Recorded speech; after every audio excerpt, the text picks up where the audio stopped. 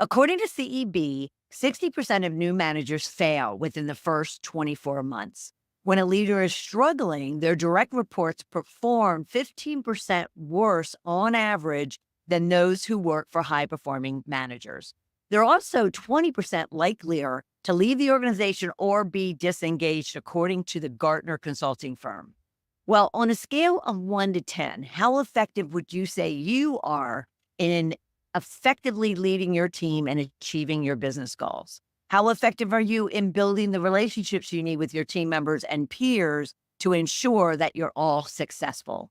Well, our guest, Michelle Hoffman of The Art of Relationshiping and author of The New Management Blueprint, will discuss how extraordinary times call for extraordinary leaders, powerhouse leaders as we call them here.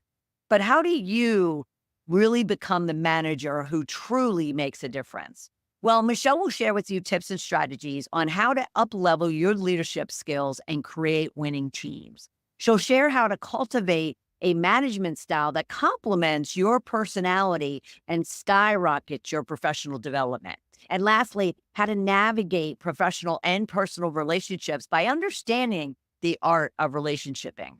Michelle will share techniques that will give you the confidence and empowerment to adapt to change while gaining the wisdom and power to create significant change in yourself, your team, and the business. So stay with us.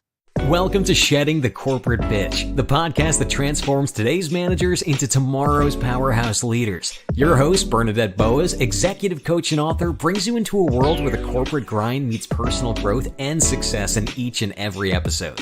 With more than 25 years in corporate trenches, Bernadette's own journey from being dismissed as a tyrant boss to becoming a sought-after leadership coach and speaker illustrates the very essence of transformation that she now inspires in others with her tips, strategies, and stories. So, if you're ready to shed the bitches of fear and insecurity, ditch the imposter syndrome, and step into the role of the powerhouse leader you were born to be, this podcast is for you. Let's do this.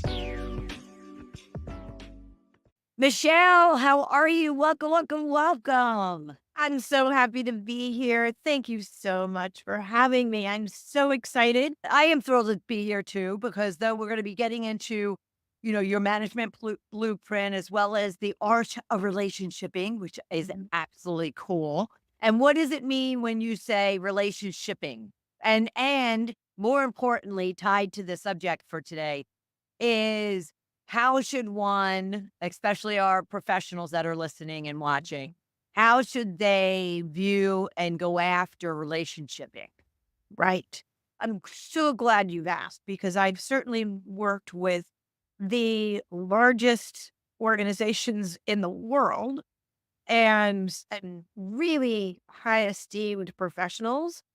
And all of the people who had reported to me through my professional life came and said, "Congratulations on the success of your book. When are you going to write the book we've been asking you to write?" And that's how I decided to write the New Management Blueprint. How to spark talent, ignite winning teams, creating valuable results. Right. And because that's the topic of this particular podcast, we can go a little bit deeper into that. Yes, yes. All relationships follow the same cycle, from chemistry to casual to committed. What's difference between the difference between a personal relationship and a professional relationship is a lot of emotional connection. So when you're vulnerable with somebody who's going to be your partner, your intimate partner or your family or that sort of thing, there's an emotional capacity component to that needs to be included in there. It's very different in a professional environment where, yes, of course, we get emotionally involved in how we represent ourselves and the organization and our success and the product and service we are representing. But that same level of emotional vulnerability is not required in a professional relationship. This is actually a very clear explanation is why some people succeed beautifully in their professional life, but they can't seem to get it together in their personal life. Those people often come to me. We make a couple of quick little shifts and voila, suddenly they have work-life balance like they've never experienced before. Okay. Okay, but what are the keys based on all of that? What are the keys to having the right relationships or the right level of relationships in the workplace, being that they are so different than what their personal relationships are? Understanding who you are in the workplace, your role, and how you work, your individual contributions, and how they balance out in as part of a team that rolls up to success. When the corporate culture, I'm going to give you an example. When the corporate culture is out of alignment, oftentimes that's when I'm invited in. I Out of think alignment with the leaders, or what's out of alignment? so. If for some reason you're not hitting the goals, the benchmarks, whether they be quarterly, semi annually, annually, year over year, whatever it is, if the organization is not exceeding the goals that they set for themselves to, succeed as an organization, something's out of alignment somewhere. Right. So I come in and help figure out what's going on. And I'll give you an example of what it's like when I walk into a boardroom with a group of people, if I'm working at team levels. One of the things that we do is we identify who are we, what are our roles. We want to streamline, and gain efficiencies in what we're doing. So we don't need to duplicate efforts. And we want to make sure we're being as effective as possible. What surprises people is that I invite people to figure out or share what their personal value system. I've got a couple of quick little exercises. A very simple one is, choose the values that are most meaningful to you, get your top. Sure. There's underlying ways of figuring that out. How do you spend your time, energy, money, resources? It gives you a clue. Well, here's the reality. All of our decisions are in alignment with our value system. So then as an individual, we know your value system. So we know how to position you well in the organization to stretch your strengths and strengthen your weaknesses for proper balance and showcase your skill set. Then what we do is as a team, we figure out what are the core values that we as a group represent. As a Okay. department, everyone's going to be doing their piece as individuals to contribute to the entire department's goal achievement. Right. Then we're going to up level all of the activities that we're doing every single day and recognizing everyone for the contributions along the way. What we've done by doing that is we've aligned everyone's personal decisions with the decisions of the entire department. Now, what if the department and the corporate vision and culture are disconnected? That's a very good point. And that does happen occasionally. What happens is clients leave because their expectation of what the organization is different than the people who they're working with specifically. So what we then need to do is reconnect the mission and vision of the organization.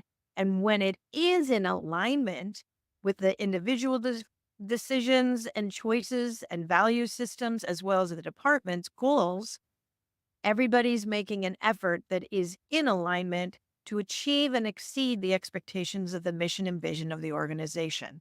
So effort is key So, there. They're making an effort to move toward that overarching vision and values of the company. So how does all of that tie back to relationshiping? Like, and what people need to really focus on in the workplace to improve those relationships that even get them to the table, right. be open and transparent and vulnerable in sharing all of that, because that's quite a disclosure.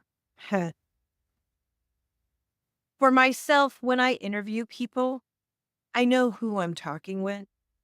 There aren't all that many managers in the world like me who will honestly say and do what they say they're going to do with integrity of when I have someone who I am ready to invite onto my team, I am honest when I say, with your body of knowledge, and I'm going to share all of my body of knowledge with you to help you grow in the way you want to grow, because then you're going to be motivated to improve your skill and your career and up level that consistently. What happens is you create a department or a community within the workplace that's filled with trust.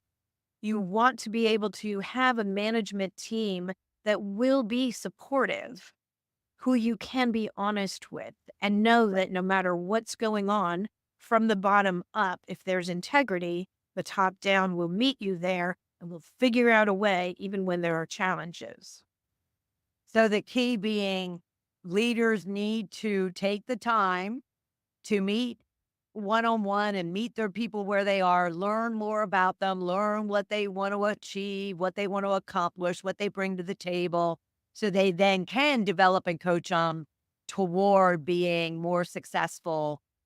Is that the action that leaders need to be taking? So that is the action they need to be taken. The concern is that they don't have time.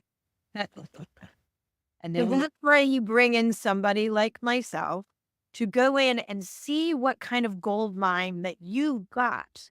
Because people want to contribute in a positive way. They want to make a difference. That's how we feel fulfilled and we progress as individuals as well as professionals. what do you mean though? What do you mean though that that's why you come in and do what exactly? So I come in and I do corporate consulting Right? to help organizations, one, be in alignment, streamline what they're doing so that the individuals, the teams, and the mission and vision of the organization's success are in alignment. So everybody's effort is moving in the right direction. Right. What I've done in the past, for example, is I've gone into organizations and figured out what are the individual motivations of the people, because the senior leadership team doesn't have time for this. And I'm actually quite skilled and experienced at figuring out where are the opportunities that we may be missing out on. I can give you an example. We had 50 employees in the customer service department. And I learned that they have a better understanding of the client base, the individuals who call in and place orders to the actual clients, as well as all of the product line.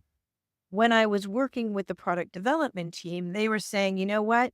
It's really hard to get a hold of clients to figure out what's the next best product or improvement that we need to make that's going to, one, increase the loyalty of the relationship between organizations, as well as continue to add value to them so that they never think of changing who they're working with. Right. And I said, well, I realize it's hard to get that information for your clients, but my team is talking to the clients all day long. Give me your top 5 questions. I'll have them answered for you in 2 hours. And voila. So that's an example of how the product development team now sees an incoming call center as an opportunity for treasure that doesn't cost the organization anything more. Right. In addition, when I understood that these call center employees were actually quite savvy and knowledgeable in the product line, I invited them to cross-sell and upsell opportunities. Of course, they didn't want to be salespeople. And I said, oh, you don't have to do that. Just help the people you're on the phone with. Bam, $1 million every single year, consistently exceeding the goal we set. Every single year. Yeah. Wow. And That's type of interdepartmental synergies is how you can increase the success of an organization without adding a dollar to the right. of expense. Yeah. So what have you done with all of that, capability and strategy and those techniques? How is that fed into the management blueprint? How does that kind of craft itself from all of that? The new management blueprint is really all about how to get into an organization in such a way that you can figure out where is the treasure that you've already got in the organization? And who else do you need to add in, or what skill set do you need to add in to really achieve the goals that are set forward?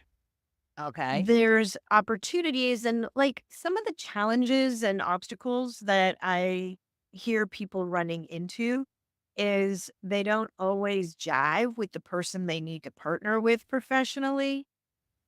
And that's really a matter, there's relationshiping right there. Right. You don't have to be best friends. You need to achieve a goal. Okay, so let me ask you just to touch on that though, because that's a great one and one that a good deal, too many probably managers confront.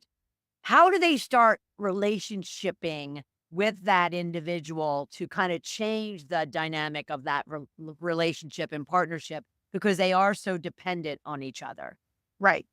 So let's talk about first a manager. And I might call this type of manager a eucalyptus manager because eucalyptus trees drop an oil that don't allow anything to grow underneath them. Oh, okay. If you're working with somebody who's a eucalyptus manager, you may not be able to grow within that capacity of where you're at. So we would then, if I was working with that person, we would then shift what needs to happen to meet expectations and then see what other opportunities are available so that that individual underneath the eucalyptus manager can actually grow within their career. So how does the eucalyptic or whatever manager, how do they change? Or is there an expectation that they're not going to? Or what is the expectation of that individual's dropping that oil that isn't allowing anything to grow? In reality, you can't change other people. You can only change yourself. When you change yourself, there may be a shift in how people reflect from you.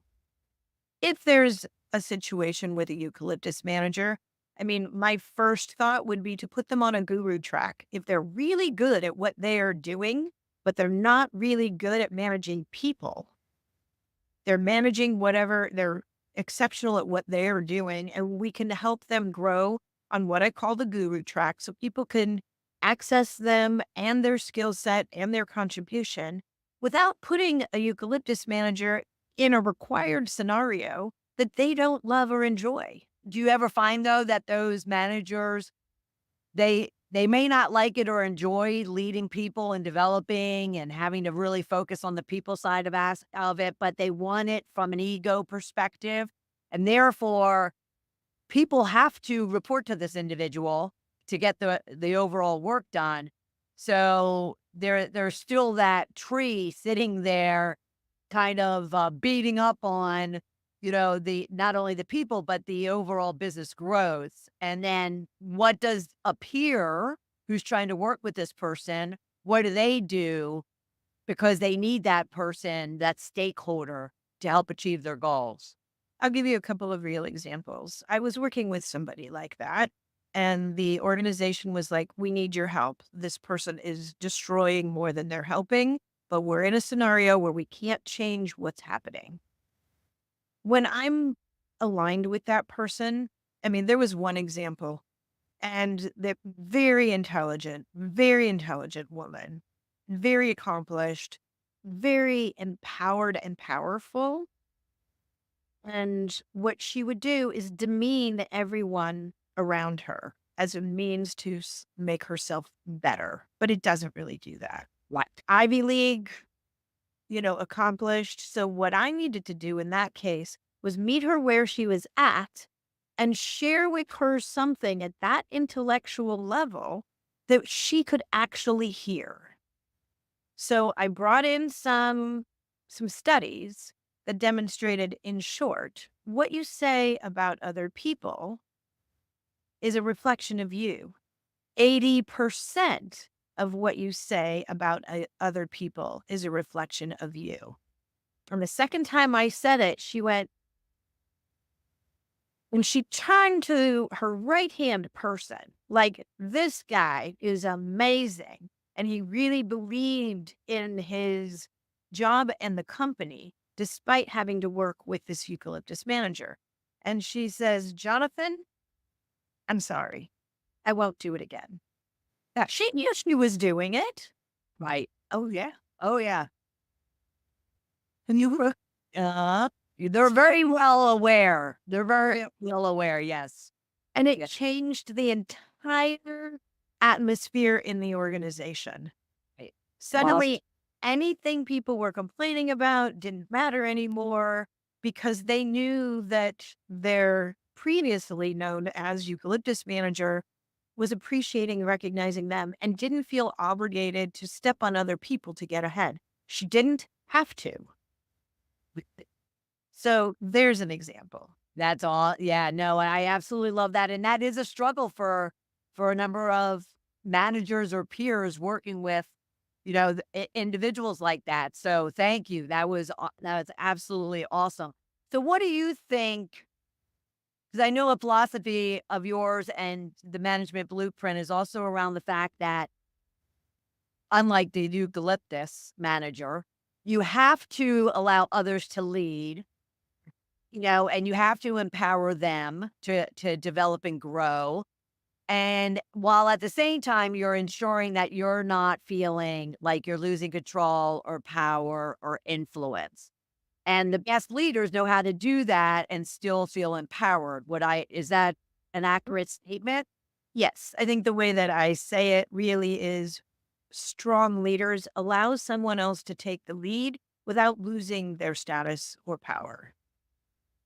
Because you're there to support and they know that. You're there to help foster growth because you want the success of your company, Right. and your own success.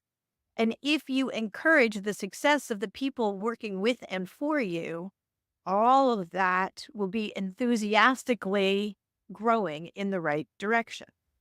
Now, does that mean you just take off and let them figure it out on their own? No. This is more of a identifying skill set and seeing where there's room, and I think I said this briefly, to stretch your strengths and strengthen your weaknesses for proper balance. Right.